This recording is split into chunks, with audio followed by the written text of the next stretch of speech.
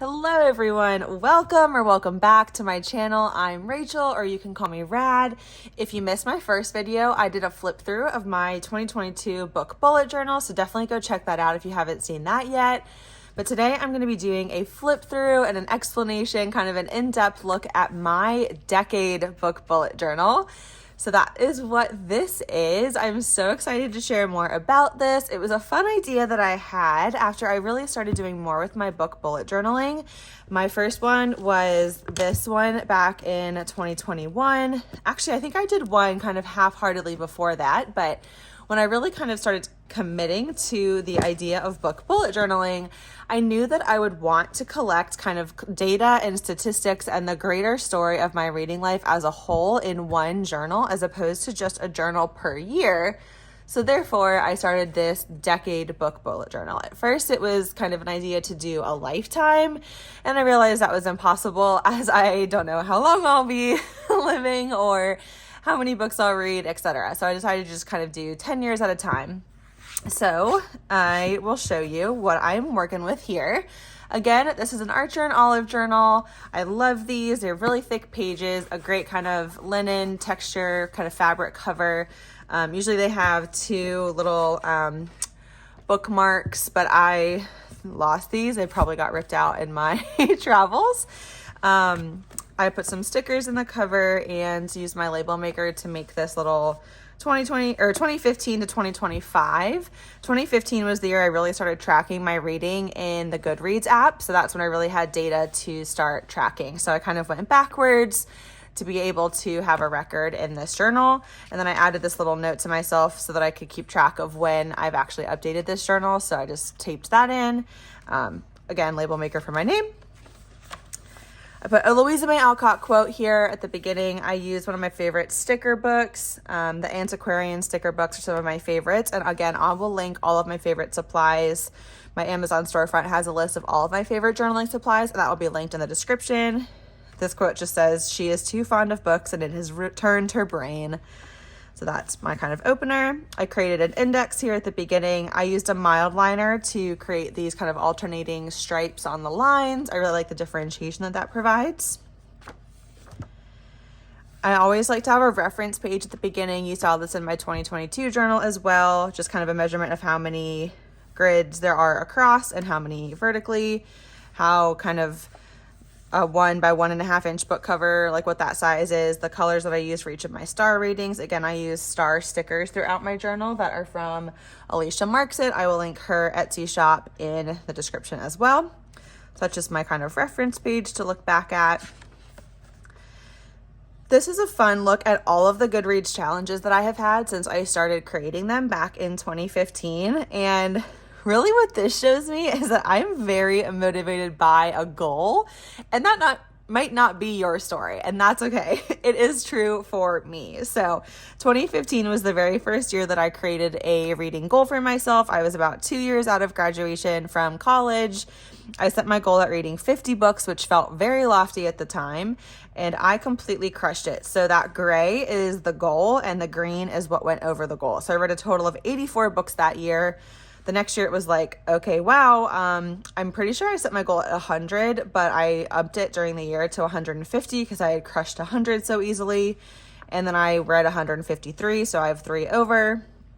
My next year's goal was 200. I read 203, then 150, read 152. So you're seeing pretty easily, I will get whatever my goal is. And I don't tend to overshoot that a whole lot. But I tend to pretty closely hit my goal. 2020 was a bit of an exception, but it was 2020. So my goal was 200 that year, and I read 226. So I will keep doing this for a couple more years until 2025 when this journal kind of comes to an end, but there's space on one more page. And I can always, if I run out of room for anything, I could always use like an extra paper from a notepad or something. And put a piece over top and have a flap if I needed an extra space. Again, these stickers on the kind of transition pages are from my favorite sticker books. I have the antiquarian sticker book, the bibliophilia one, and the new Imaginarium one. All three of these have incredible stickers in them, and I love using these throughout my journals. I use my label maker for all of these as well, and then I use these little kind of post-it sticky tabs to differentiate the different sections throughout my journal. I have not completely finished using or like filling out these pages, so you'll see them in process, but the idea is that these would be kind of statistics gathering and a record of kind of the year at a glance.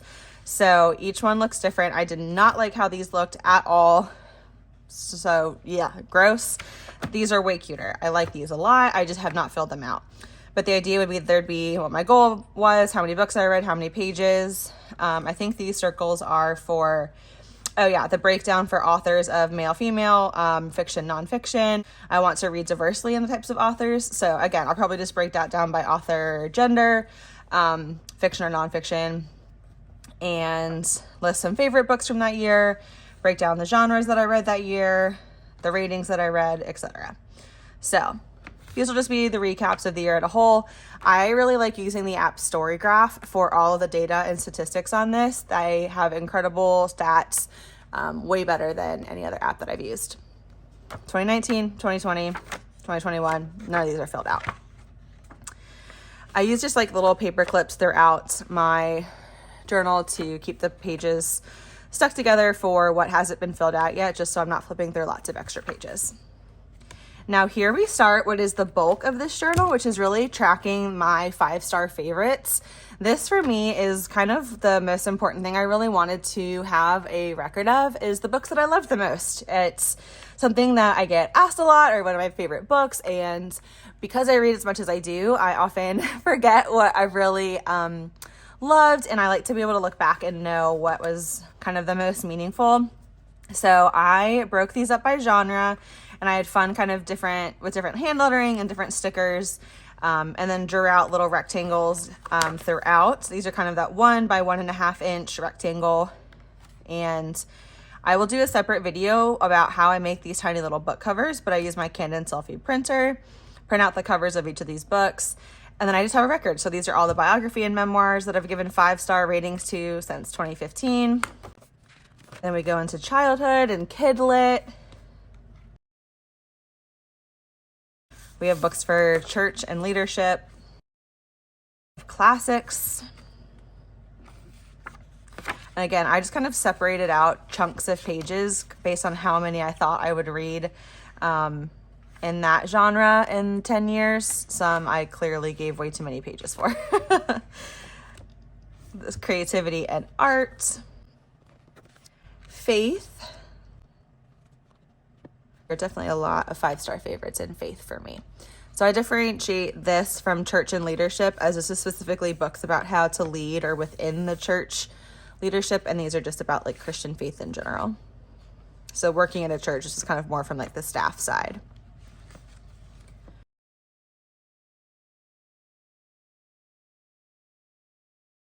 Then we have fiction. If you want me to do any in-depth videos for any of these sections, or to call about or do videos calling out any of my favorites for any of these genres, let me know. I would love to share more about that if you're interested. We have fantasy. And then foodie. Then we have just kind of general nonfiction. Then we have books specifically about personality. These are usually Enneagram specific, but not always. Books of poetry, romance, thriller, mystery, and young adult. My next section is for book club, series, and backlists, and I have not done a lot within this section. These next two sections are kind of sparse, but I like what I've started and definitely think I could add more and update what I do for the next decade as well.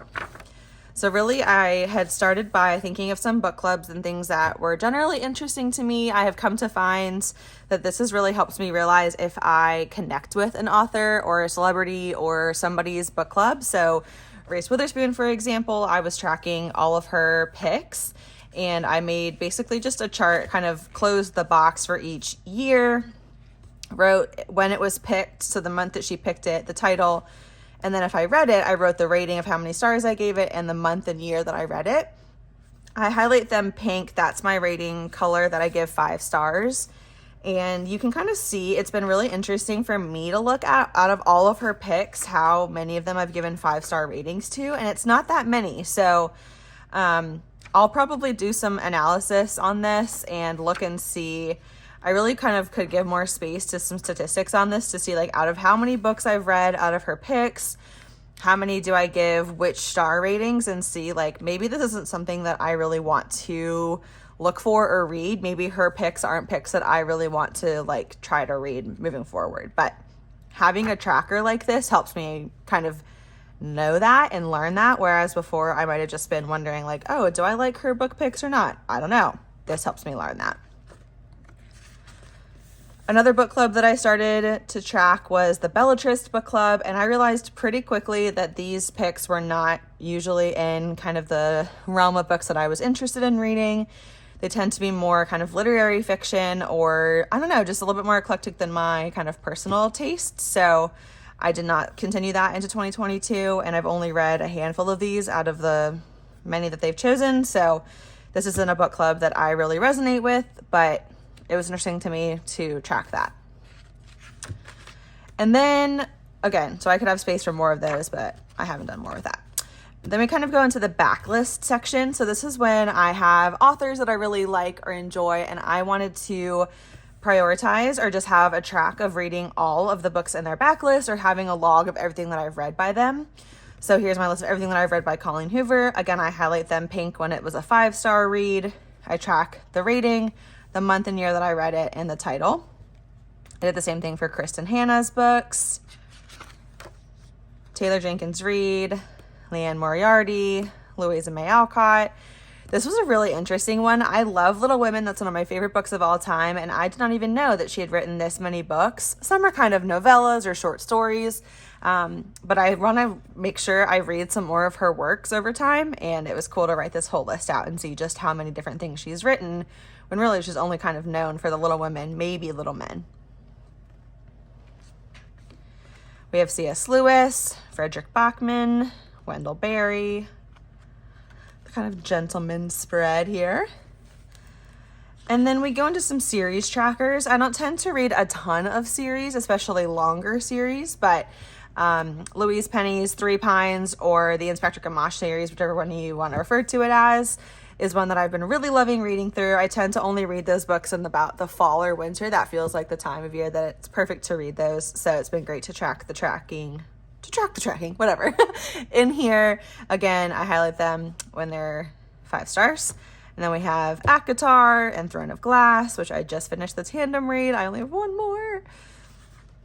And the last series was Bridgerton. I was reading them so fast, and then I totally fell off the wagon. So I might need to finish that at some point. And then my last little section here is challenges. The only 2 that I have created in here are based on the posters that I've purchased from Been There, Done That. They are scratch off posters, and again, I'll put a link to them in the description. They're really, really fun. They're really cool scratch off posters I have hanging in my kind of book cave room. I created just a fun spread here with little wedges. One of those posters has 100 epic reads for a lifetime, and one has 100 epic young adult reads for a lifetime. And so I wrote the full book list out here of the title, the author, and then when I read it, I write the rating and the month and year I read it. Pretty simple, pretty consistent throughout the whole thing. I do a little dot kind of with the color next to it, and then just color in a random wedge with the star, with the color that relates to the star rating for that book. And over time, it'll just be kind of cool to see how many of these epic reads I read. A lot of these I honestly read in high school, so the dates are pretty old. If I read them as a kid, I kind of just estimated with like a older date. If I read them in high school, I just put the year like I graduated. And then these stickers are also from Alicia Marksit. They're little kind of book flaps. So as I come up with some favorites, I might write those in or paste them in here or kind of make these little book covers. I don't know. It just felt fun to have these in here. So I might do something with that at some point. When the whole thing is done, it also would be fun to write out how many were each star rating. And then here we have the 100 epic reads for young adult. Again, I'm just coloring in a different triangle with the color related to the rating. And here is that list. It corresponds to the scratch off poster that I have on my wall. So as I scratch off the poster, I come write the number and the year and color in a little shape. So I have plenty of other reading challenges in my journals for each year, but I haven't translated those into here because they're usually just more of a kind of a normal yearly reading challenge. So I haven't figured out if there's any other challenges I want to track for the decade, but I would love to hear your thoughts and ideas if you have any other kind of longer term decades like book challenges. I think there might be some that I realize as I go to year that I can't maybe finish in a year, but I want to work toward over a longer period of time, and I might move those here, like maybe a goal to read certain classics. Like I think those tend to fall under this list, but there might be other things like that that I might add here. So that is my decade book bullet journal.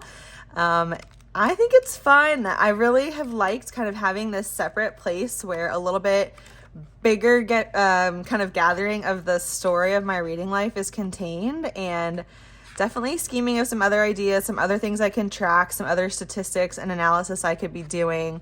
I think there's a lot more in that realm that I would like to be tracking, and I would like to do more than just paste in a lot of book covers. So maybe instead of challenges, I'll add more kind of analysis and statistics in the back. But I don't know. I'd love to hear your thoughts or any questions that you have, and let me know what you'd like to see more of from me next. Be sure to like and subscribe as I keep sharing more. I'm so glad y'all are here. Thanks for your feedback so far. It's been so fun to start sharing, and I'll be back soon with my next video.